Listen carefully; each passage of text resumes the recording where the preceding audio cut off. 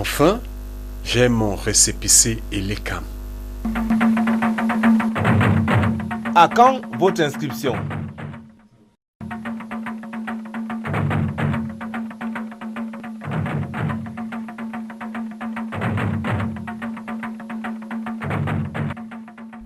Le Centre national de biométrie électorale, comment ça fonctionne en fait?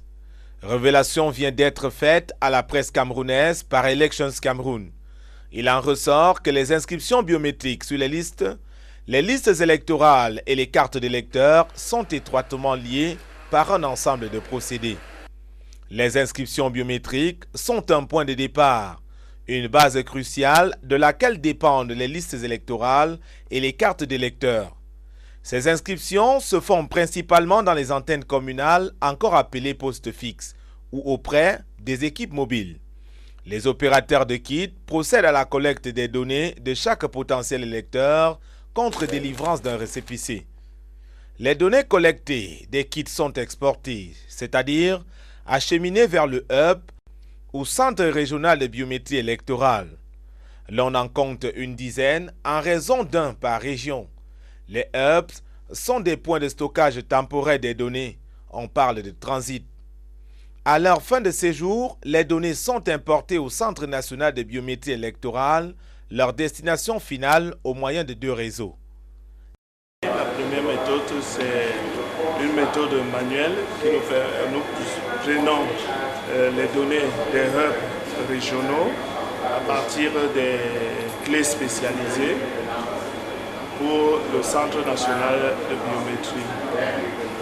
Le deuxième système permet, à travers un réseau, de récupérer les données des hubs vers les serveurs du Centre national de biométrie. Les données importées se retrouvent ici dans la salle d'arbitrage. Elles subissent vérification et traitement, encore appelés dédoublonnages. Le poste de dédoublonnage RTIP élimine tous les doublons présumés. Il se passe un certain nombre d'actions.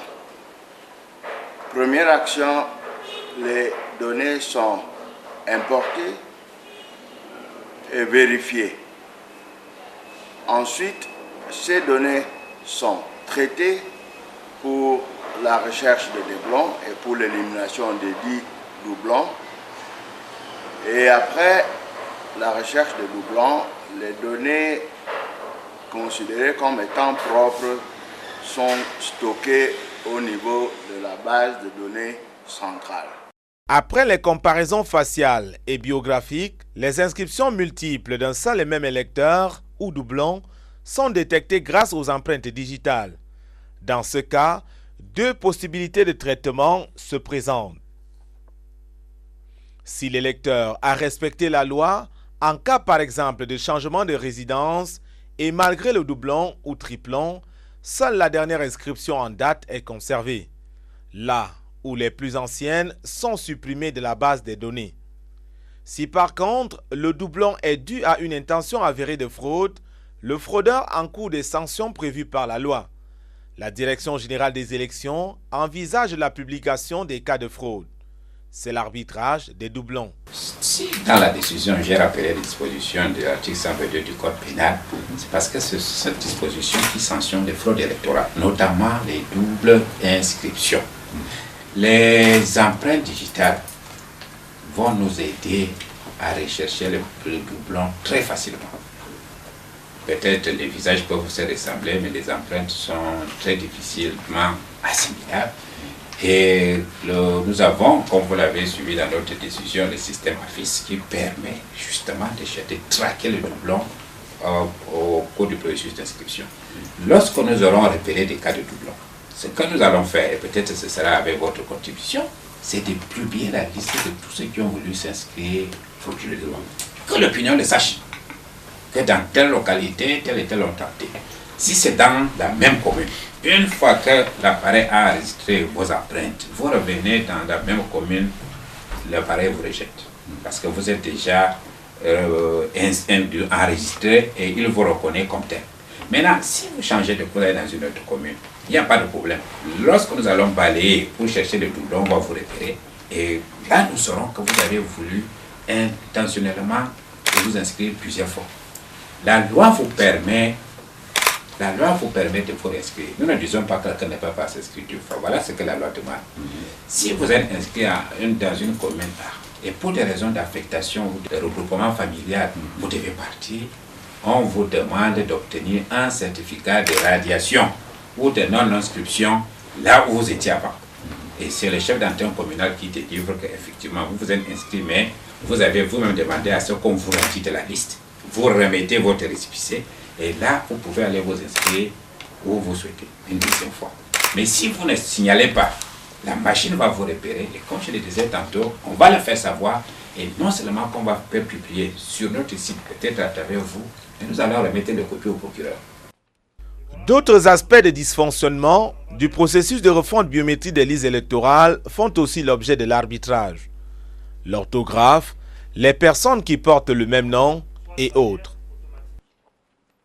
Dès cet instant, le fichier électoral national peut être consolidé et conservé. Parallèlement, la voie est ouverte pour la personnalisation des cartes d'électeurs dans cette salle des productions. Ce moniteur est le point de commande de l'impression des cartes d'électeurs.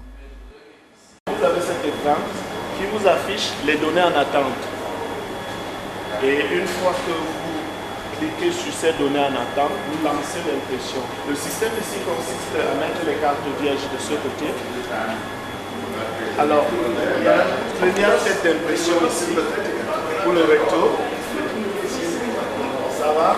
À ce niveau, la carte est renversée ici. Vous évoluez. Il y a une autre tête d'impression ici pour le verso de la carte. Une fois que c'est terminé, il y a un contrôle qui se fait à ce niveau, contrôle de qualité de carte. Après le contrôle, il y a un rangement qui se fait dans les boîtiers.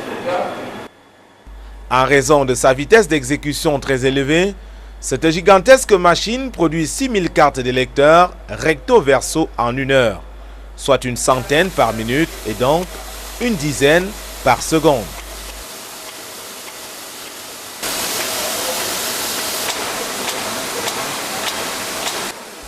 Toutes les mauvaises cartes d'électeurs sont éliminées automatiquement puis réimprimées. En plus des données biographiques, de la photo du visage et des empreintes digitales, la carte indique le bureau de vote de l'électeur. Rappelons que le récépissé comporte déjà le centre de vote.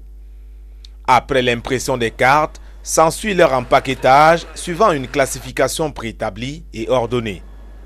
Au voisinage de la machine des productions, les données sont exportées aux fins d'impression des listes électorales. Ces imprimantes aussi sont dotées d'une forte capacité de production et d'une vitesse d'exécution importante. Grâce à la biométrie, l'impression des listes électorales et la production des cartes d'électeurs s'effectuent de manière plus rapide et sécurisée. Belles et pratiques, ces cartes d'électeurs sont en fait une innovation d'Elections Cameroun, innovation qui augure, avec l'implication de tous les autres acteurs, des scrutins crédibles et transparents. Leur facilité de production peut s'étendre à la totalité de la population camerounaise. Il appartient à chaque potentiel électeur de se faire inscrire dès maintenant.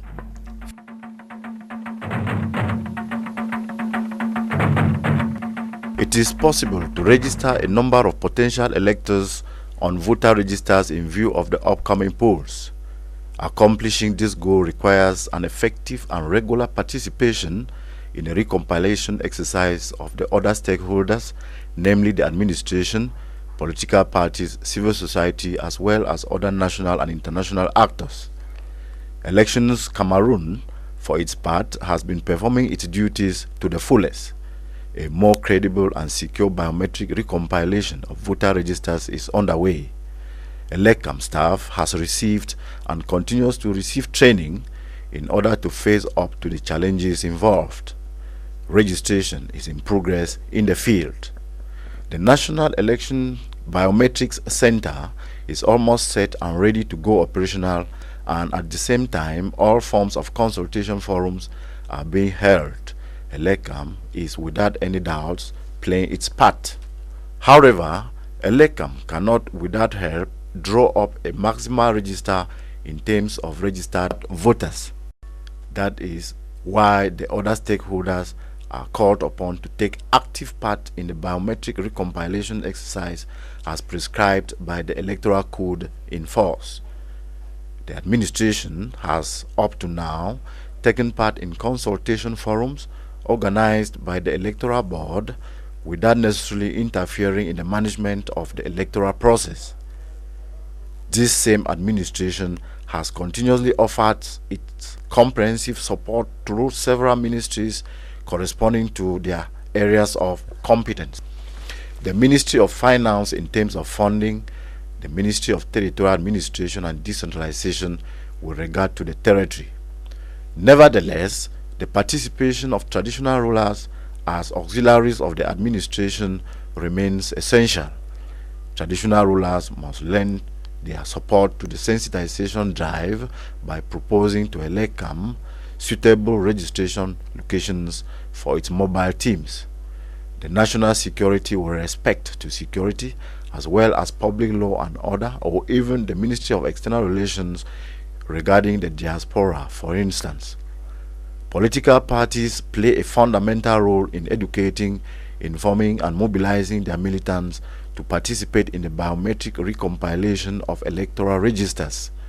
Interest in the registration exercise is for now half-hearted.